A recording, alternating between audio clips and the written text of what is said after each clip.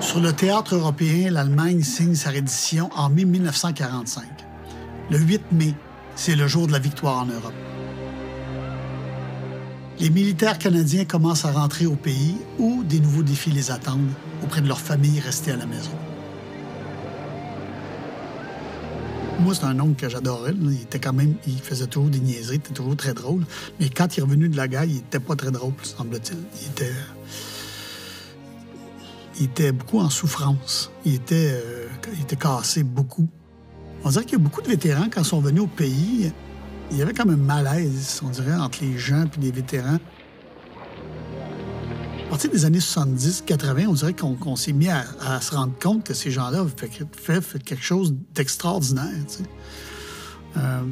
Avant ça, c'était comme, bah, la guerre, on ne veut plus en entendre parler. Là, sacrez-nous patience avec ça, on peut-tu avoir la paix, puis... Tu sais, je pense qu'il y avait un peu de ça. Et eux-mêmes étaient prisonniers des scènes d'horreur qu'ils avaient vues.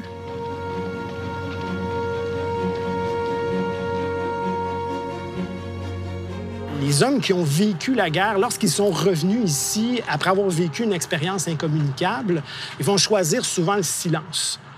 Parce qu'ils sont revenus dans un pays qui avait à peu près pas changé, des gens qui n'avaient pas connu les horreurs de la guerre et qui, finalement, vont décider de se taire, hormis peut-être dans des associations d'anciens combattants, donc d'hommes qui avaient vécu à peu près la même chose. Ils pouvaient parler de ça entre eux. Voilà. Et là, arrive ensuite un moment, les révolutions tranquilles, où on veut être maître chez nous au Québec. Alors, les engagés volontaires qui s'étaient enrôlés dans l'armée canadienne, bien, on les a perçus comme en quelque sorte, des traîtres à la patrie. Donc, et à la cause canadienne-française.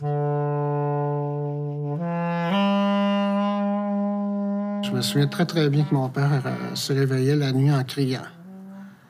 Il faisait des cauchemars.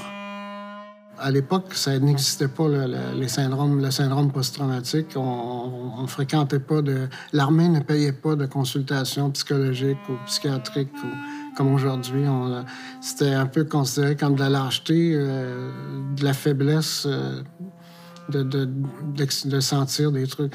Lui, je pense que effectivement, c'est ce qui l'a énormément traumatisé, ça a été de tomber face à face avec l'ennemi. Tout à coup, ils sont en face de toi.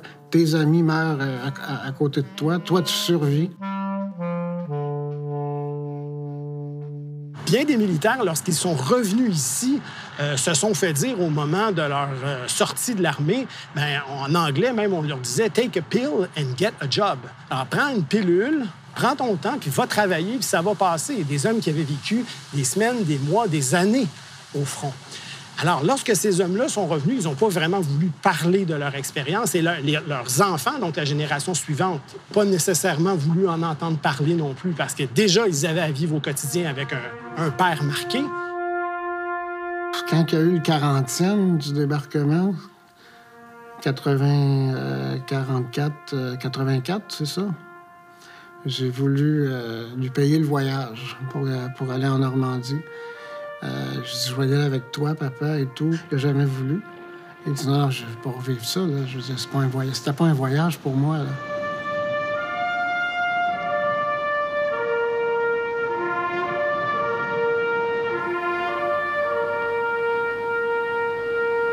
Le gouvernement canadien a créé la Légion canadienne. Ça permettait à ces gens-là, ces soldats-là, de se regrouper puis parce qu'entre eux, ils se reconnaissaient puis ils étaient capables de se jaser de ça, puis je pense que ça les aidait beaucoup à part. Puis mon oncle allait tout le temps à la Légion canadienne, à Pointe-Verte, puis après ça, c'était à Petit Rocher, au Nouveau-Brunswick.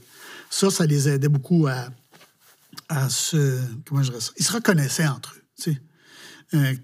Quand on dit « band of brothers », là, frères d'armes, il n'y a pas une expérience dans la vie, malheureusement, qui est capable d'accoter ça.